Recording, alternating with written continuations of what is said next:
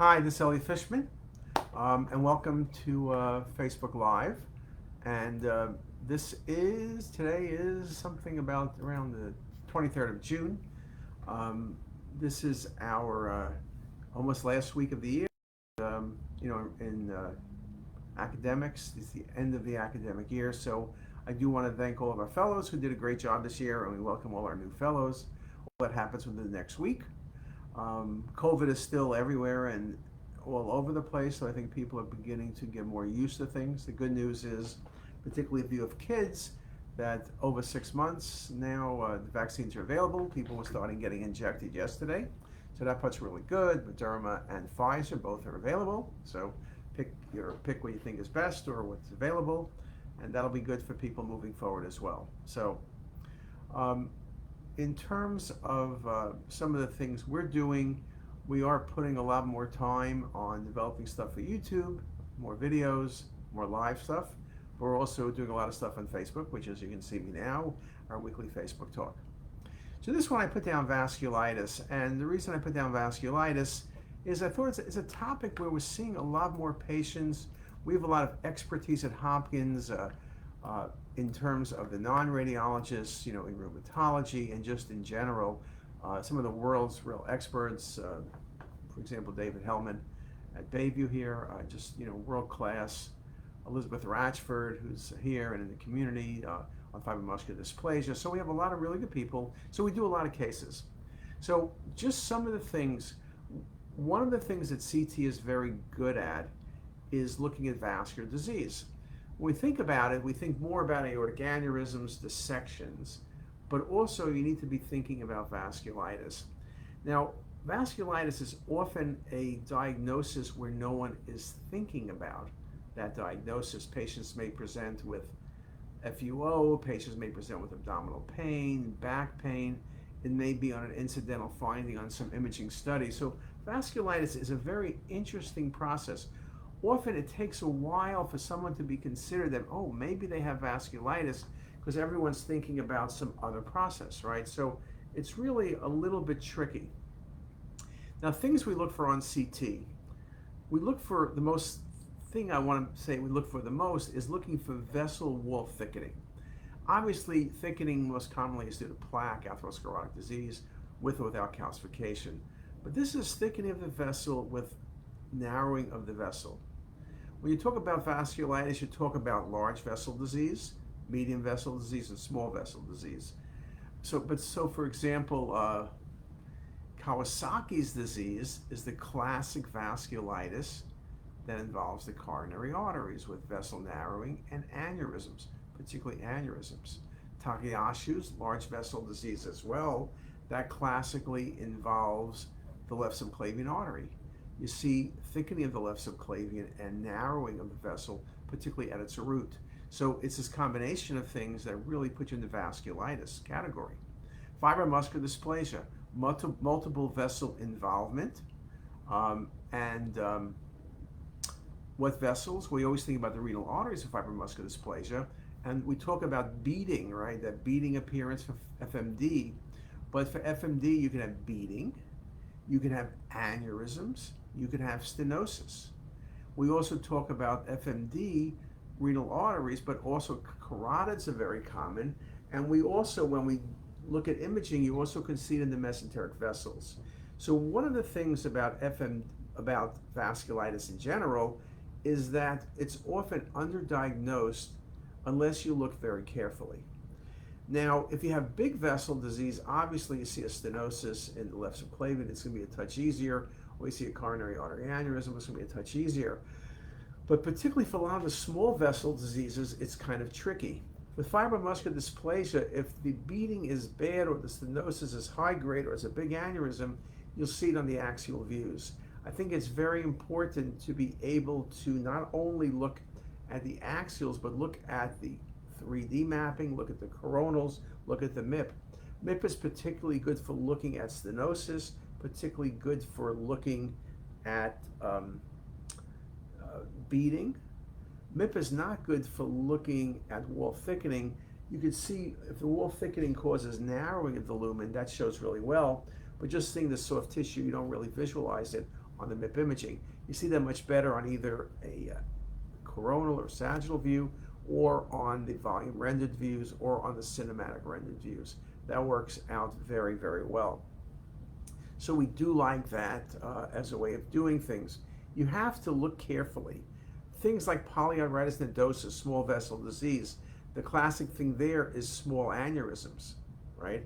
Multiple small aneurysms, particularly in the renal arteries. It's often hard to see unless you're very careful. Again, a good rule is to look at slab, thin MIP imaging to look at the vessels and look for any vasculitis. Now I am seeing, just not to change the thought, but I just want to say hi to John Biacchino. John's having a staycation at home, entering week 2. John, I was walking over looking for you. I thought you were just out next week, but have a good staycation. And then John Davenport, good morning from Phoenix, and Monteverdi Upahaya, hi to him as well. So the vasculitis part of imaging, if I'm looking for suspected vasculitis, what do? I'll use arterial phase imaging, I'll use thin sections, I'll use reconstructions. As I mentioned, looking at axial alone, unless it's pretty impressive disease, you can easily miss it, particularly if the vessel is not in the same plane. I see lots of vasculitis involving vessels like the SMA, which you don't really appreciate unless you look at the MIP or the volume rendering from a direct projection technique. So that becomes very important. I think with vasculitis, you need to be really careful in looking. Again, clinical histories can be helpful. When it says rule out FMD, I'm looking really careful at the renal arteries, and I'm looking at the other vessels as well. And perhaps that's one of the good messages I can leave you with today. Even though something like FMD is the renal arteries, you got to look at the mesenteric vessels. Often seeing SMA involved, IMA involved, carotids. I mean, you just need to really keep looking. As I said, protocols are critical. Arterial phase imaging, you don't need delayed. Multiplanar reconstruction is great. And then a combination of volume rendering and MIP imaging to really analyze all the vessels, I think, is what you need to do. In terms of vasculitis and organs, so again, let's take polyarteritis nodosa. You will also see these multiple small aneurysms or pseudoaneurysms in the renal arteries, particularly intrarenal and renal arteries. You'll also then see perfusion changes, which could look like infection, but probably are infarcts. You can see scarring in the kidneys. Occasionally, vasculitis can lead to bleeding. Remember, something like renal bleeding can be due to many things. Coumadin, renal tumors, both malignant and angiomyolipomas, but also vasculitis is one of the common causes of bleeding.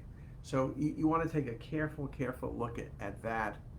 You want to also look at some of the articles about things that also cause vasculitis, that you can make a really superb diagnosis. One is Ernheim-Chester, where you get marked soft tissue thickening around the aorta, thoracic included, and then you get this infiltration around the kidney, the perirenal space.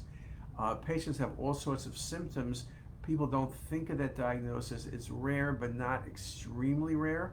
And we've had cases here where very sharp clinicians have been able to pick up that thought. The patients have multiple symptoms, been going on for many years. No one ever thought of the possibility of Ernheim-Chester. But again, that perirenal space involvement. When we see perirenal space involvement, Ernheim-Chester we think of right away because we quiz people on that. But you can see it rare things like extramedullary hematopoiesis. Most commonly, it's probably lymphoma. You can see it with bleed, you can see some stranding with infection, but really dense is perirenal spread of a lymphoma. That's kind of a classic thing. And Satomi Kawamoto just wrote an article on extramedullary hematopoiesis, focusing on thalassemia patients. And one of her cases was this perirenal space involvement in a patient with thalassemia. So there's many ways to go with this. There's many things you can be looking at.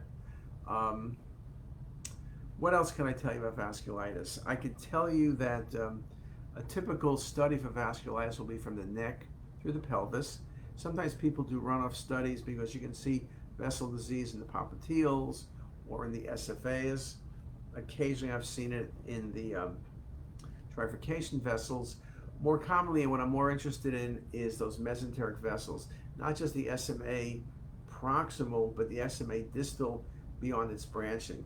You want to look at the size of the vessels. Are they normal in caliber? You want to look for stenosis. You want to look for occlusion.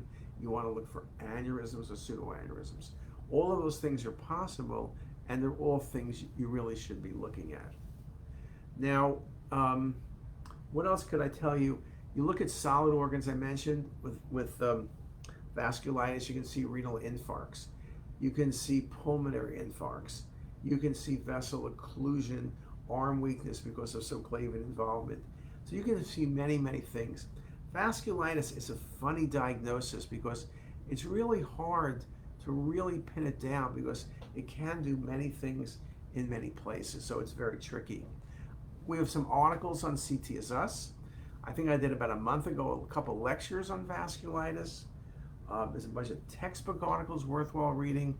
And the way I would read them is pick a disease, pick Ernheim-Chester, read a couple articles about that. Pick FMD, read a couple articles about that from the radiology perspective and the non-radiology perspective. And if you do that, I think you will do fine. So I'll stop there unless anyone has any questions. I see some people are on.